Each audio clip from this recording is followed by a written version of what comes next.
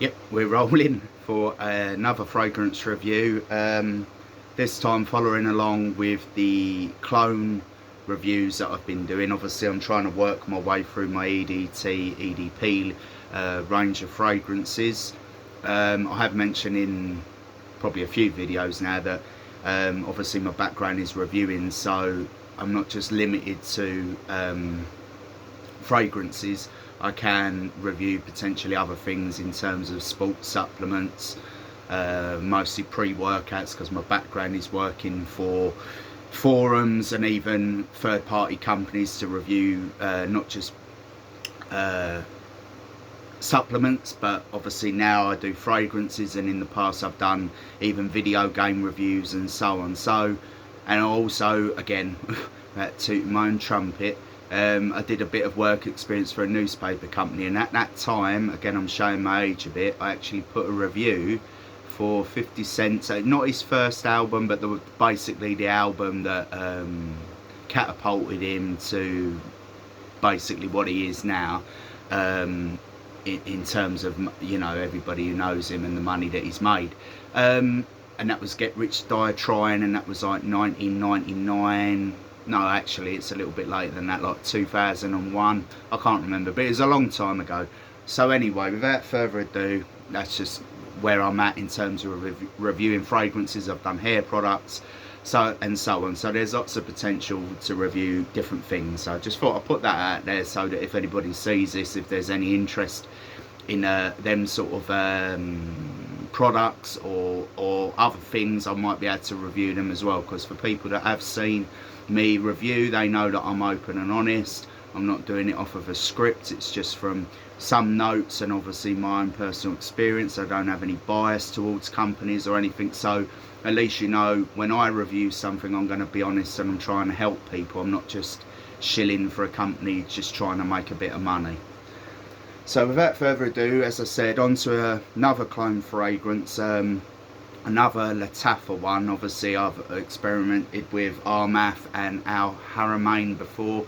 Now we're moving into Lataffa, all of the same sort of ilk in terms of where they're made in the Middle East and UAE and so on.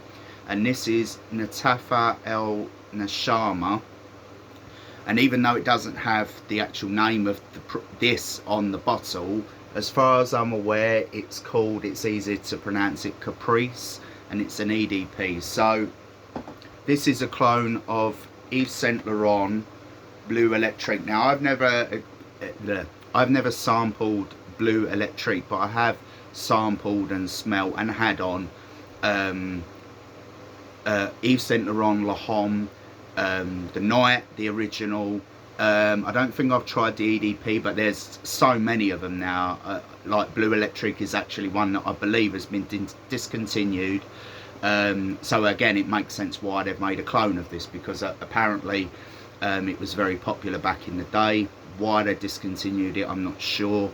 Sadly, I actually own 2 or 3 bottles of really expensive, now discontinued fragrances, and more recently I managed to somehow get hold of a sample of one of these, which on eBay, yeah, it's one of the only places that you can buy it, and we're looking at like £200 a bottle of this. So that will be a review for another time. But on to the notes of this one. So the price is £20 to £35, so slightly more than some of the others. Obviously more recently I did Lataffa Rams, which is another clone. They tend to create clones of popular fragrances, or discontinued from my understanding and knowledge. So this is 20 to 35 for 100ml. I paid 30 for this, which isn't bad. The top notes are cardamom, ginger, bergamot and lemon. The middle, lavender, geranium and mint. The base, amber, cedarwood, vetiver and patchouli. So without further ado, put it onto the skin and give a review as well as a conclusion. So just do 3, because again, as I might mention, or I mentioned that it's an EDP. When I put on the EDPs, tend to be stronger than the EDT, not initially but longer lasting. So I just do the 3 sprays. Even with the EDT I tend to put 3. Obviously when you're applying it to yourself, when it's a cheap fragrance like this, you can just hammer it on I'm not going to say that's good for everybody because it depends on the environment, but we'll go into the notes now. So again, how it starts off is very powdery and sweet. At first I thought it was a feminine fragrance, but it changes. Obviously at the start it's very powdery sweet, not citrusy but floral, but very fresh and clean. So it is pleasant, don't get me wrong. Initially I didn't really like it because unlike everything else I've got that's kind of masculine smelling, it's a bit, again, like a Marmite. You're either going to love it or you hate it. I actually really enjoy it now because it's something different than what I'm used to, something different that I have, but it's very wearable in terms of it's not too offensive. It could be worn in the office, it could be worn in the gym. I can see why it was popular back in the day, because again it ticks lots of boxes. So yeah, it's almost like lipsticky how I detect it. So again, I can see why I would actually class this as a unisex fragrance. I think women could wear this even though it's quite strong and potent. It's not overly sweet. Now in terms of the dry down, the lipsticky aspect kind of goes and it's in the background somewhere, whatever ingredient that might be. I don't really get the lemon or the citrus from this in comparison to other fragrances which are very prominent with lemon and other citruses. So I wouldn't say it's overly citrusy. In terms of performance, it's okay. I'd say like anywhere from 4 to 6 hours. So again, it's more close to an EDT. From my understanding, even though this is a class as an EDP, I believe that Blu Electrique was an EDT. Don't quote me on that. If I'm wrong, but obviously I've never experienced it back in the day. I'm just going off of what they say online, and again, I've never seen it in a shop either. Maybe back in the day I did, but I just, I didn't get to try it. And so overall I'd say it's about a 7 out of 10. It does something a bit different than what I have currently and what I'm used to. If I was to draw comparisons, obviously anything that's kind of sweet, powdery, florally, let me dig it out. Where is it? So I have Dolce & Gabbana Intenso.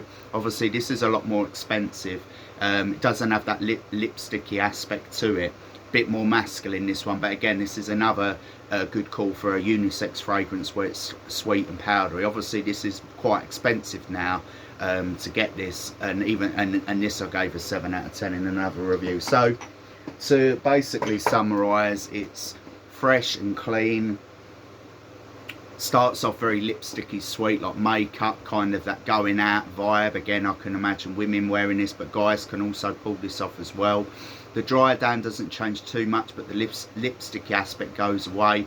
I don't want to say it becomes more night, but I picture this as sort of like a clubbing fragrance, how it dries down. So again, with a Blu Electrique, I'm guessing maybe the advertising or even the fact that it's blue, much like this one. It's exactly the same colour. That obviously the top and so on's different than the original because it's a clone. So long story short, 7 out of 10. I think for the price you can't go wrong. The performance isn't great, but it's not bad either. It's average, middle of the road. It's affordable and cheap, and I think if you can get a sample or even just blind buying it, worst case scenario, you can wear it in an office and so on. Again, I will stipulate that because of the fact it's unisex, there might be some guys who might not like it, there might be some women who don't like it. So again, in this instance, because again it's hard to sample clone fragrances in a shop, obviously more so if you can get a sample online or try it on someone else. But I think for the price, it was a blind buy for me. I had never smelt the original, but I knew Yves Saint Laurent was a good line, and that whole range was a good line that the Blu Electrique is based on. So yeah, 7 out of 10. I think it's unlike say other 7 out of 10s I've given, I would personally say to try to sample it, because initially I really didn't like it, but it grew on me and it actually got a bit better the more it was on the skin. So yeah, 7 out of 10, Lataffa Caprice EDP.